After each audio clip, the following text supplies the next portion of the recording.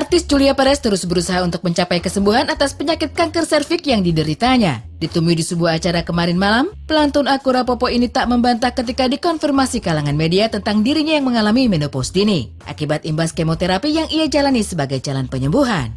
Saya sudah hampir sekarang dari kemarin proses pertama kali aku kena kanker itu kapan tuh? 2014 ya? 14 ya? Dari 2014 sampai saat ini saya belum dapat menstruasi, itu benar. Dan memang dokter juga bilang kemungkinan saya akan kena menopause early. Tapi buat saya nggak masalah, saya menopause nggak menopause, ya maaf agak ngomongnya agak beda. Saya menopause aja, jadi bingung gitu. Maaf banget ini. Makanya ada orang bilang kita menopause nggak ini lah. Apa saya nggak normal atau mungkin prediksi dokter salah, saya nggak tahu. Saya nggak tahu yang menopause itu seperti apa. Tapi ya prediksi dokter katanya saya menopause early karena kering kan. Tapi karena saya masih ada rahim, masih ada rahim dan ovarium, kan ovarium saya dipindahin.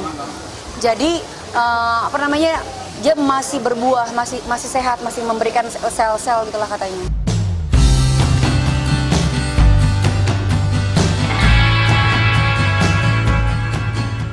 Kendati belum sembuh 100%, artis yang akrab disapa Jupe ini tetap bersemangat menjalani tahap pengobatan demi pengobatan. Kini ia mulai lega. Rambutnya yang sempat rontok dan ia gunduli, perlahan mulai ditumbuhi rambut kembali. Kalau kesehatan alhamdulillah teman-teman. Ya sekarang saya sudah selesai terapi semuanya. Sekarang tinggal naikin imun sistem aku. Terus lagi herbal juga. Terus sering berjemur di matahari yang jam 7 sampai jam 8. Terus lagi bener-bener lagi pengen kembali banget gitu 100%. Rambut aku udah numbuh. Udah kayak Selito Connor udah. Keren banget. Sebenarnya aku nggak mau pakai wig, tapi tadi adikku bilang pakai kebaya kayak keren banget kalau pakai wig gitu. Jangan heboh-hebohin sendiri deh gitu loh.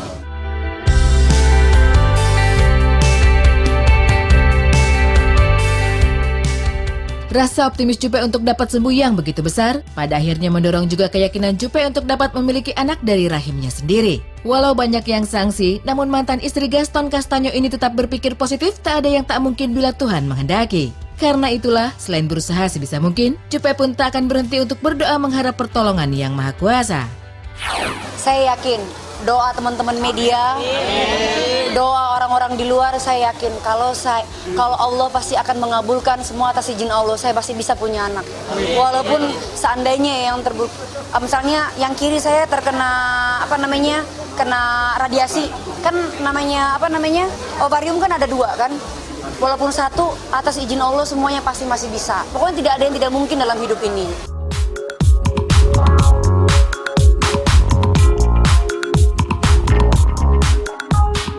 Menyadari pengobatan tak akan menemukan hasil maksimal tanpa disertai istirahat yang cukup, Jupe memilih untuk mengurangi aktivitasnya di dunia selebriti. Kebetulan pula, belakangan ini ia tengah magang di sebuah kantor pengacara dan mengikuti perkuliahan hukum S2. Dengan alasan itu, ia pun hanya beraktivitas di luar rumah 3 kali dalam sepekan. Jam kerja juga ia batasi tak lagi bisa lewat hingga larut malam. Kalau saya ngurangin job itu karena satu, sekarang saya lagi magang. Saya lagi magang di sebuah kantor pengacara. Sekarang saya lagi konsentrasi sebagai pengacara. Satu itu, saya lagi ada kasus lah untuk menjadi seorang pengacara. Kedua, saya lagi kuliah.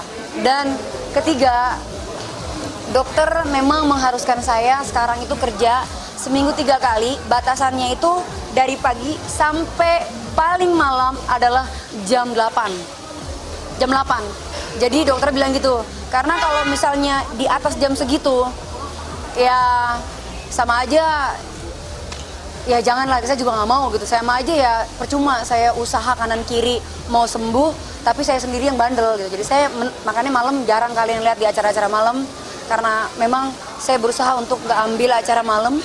Pagi, siang, sore saya ambil.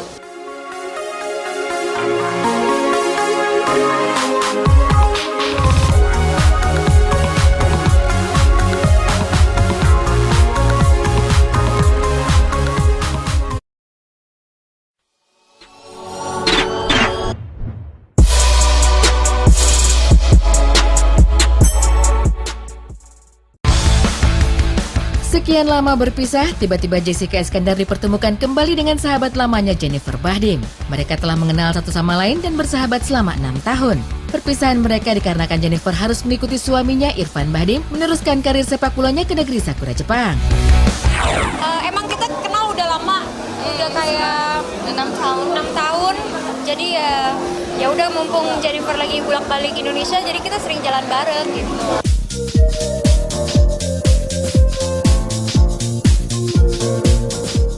Setelah menikah dengan Irfan Bahdim pada 8 Juli 2011, Jennifer telah dikaruniai 2 orang anak, Kiyomi Shu Bahdim dan Kenji Zizo Bahdim, yang kesemuanya masih berusia balita.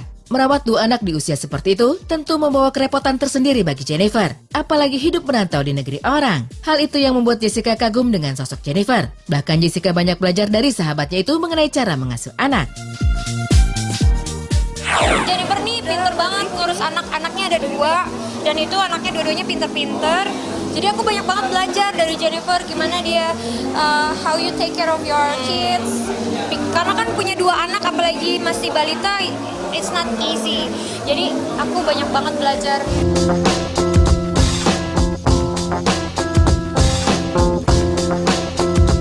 Kehadiran Jennifer di Jakarta sebenarnya terkait dengan pemanggilan suaminya Irfan Bahdim untuk memperkuat tim nasional sepak bola kita. Dan saat laga melawan Malaysia, Irfan dipuji bermain sangat bagus oleh berbagai kalangan pecinta sepak bola. Irfan juga menyumbangkan sebuah gol bagi kemenangan tim Garuda. Tentu prestasi ini membuat Jennifer bangga. Dan perasaan yang sama juga dirasakan oleh Jessica sebagai kawan kental Jennifer. Enggak, karena Jennifer udah maksudnya sering bolak-balik Indonesia. Irfan Bahdim juga kan kemarin baru cetak gol ya. Iya. Aku sebagai temennya bangga banget gitu.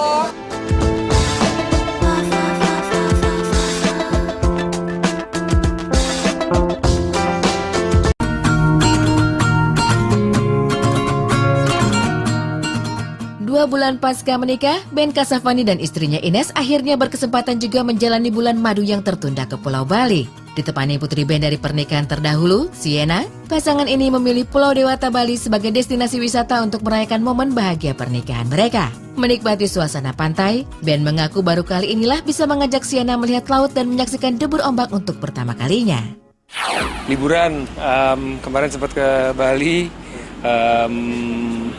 udah lama juga nggak ke Bali dan udah lama nggak liburan, jadi emang cuti, kerjaan semuanya.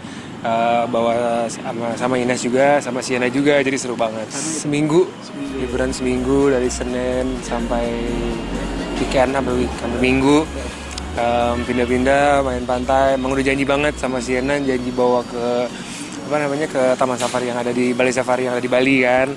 Jadi ya menunaikan janji gue sama anak gue gitu, jalan dia baru pertama kali ke laut kan, jadi ya senang banget gitu, foto segala macam. Terus gue juga hunting foto juga, foto-foto di jalan gitu. Senang banget, refresh jadi kerja semangat lagi. Tadinya emang rencananya banyak, tapi kan gue ngeliat si Sienna juga kan, dia kira-kira kamar atau enggak. Nah dia kan sama suara yang terlalu keras sebenarnya nggak begitu suka. Nah kemarin ada sempat kita lagi main di laut, terus ombaknya mengencang banget waktu itu lagi di Canggu, terus ombaknya agak besar gitu, terus dia kayak agak nangis gitu. Jadi waduh ini kayaknya ini nih bisa hati-hati nih gitu, nggak bisa bawa yang terlalu banyak suara-suara berisik. Ya udah kita kalau nggak gitu kita banyak di kamar aja, karena kita dapat kamar yang gede, villanya besar juga, jadi seneng aja.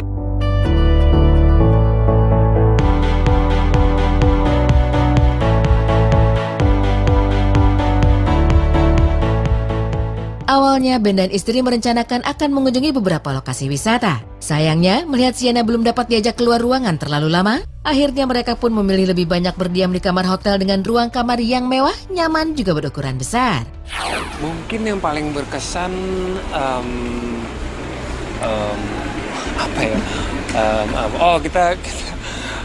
jadi kan waktu gue check-in hotel gitu, terus dari pihak hotel kan tahu gitu, so akhirnya ya menganggapnya kan honeymoon gitu, jadi kayak mereka mempersiapkan kamarnya dan villanya tuh kayak honeymoon gitu. Waktu kita pindah ke salah satu hotel di Le Méridien Jimbaran, kayak ada satu jacuzzi gitu udah dipersiapkan buat honeymoon. Jadi emang hotelnya kamarnya gede banget, kamar mandinya besar banget, sudah kayak jacuzzi gitu.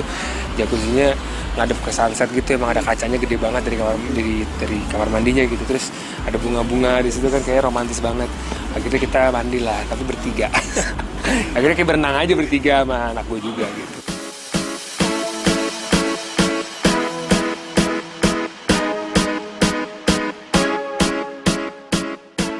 Diakui Ben, bulan madu dengan mengajak anak memang cukup mengurangi suasana romantis kepada sang istri. Namun Ben bahagia karena menggunakan waktu bersama-sama menjadi hal yang mahal selama dirinya diterpa kesibukan di dunia hiburan. Mungkin gue lebih mengartikannya honeymoon lebih ke quality time kali ya sama keluarga. Karena gue kan kalau setiap hari daily gue berangkat dari pagi, udah siaran radio, pulang juga kadang udah malam gitu. Jadi gue nggak bisa yang full berhari-hari sama anak gue gitu, yang full lah 24 jam. Nah kemarin tuh seminggu full gue barengan sama Ines sama anak, jadi kayak ya quality time sih sebenarnya. Kalau bilang honeymoon ya setiap orang punya persepsi, punya definisi masing-masing lah.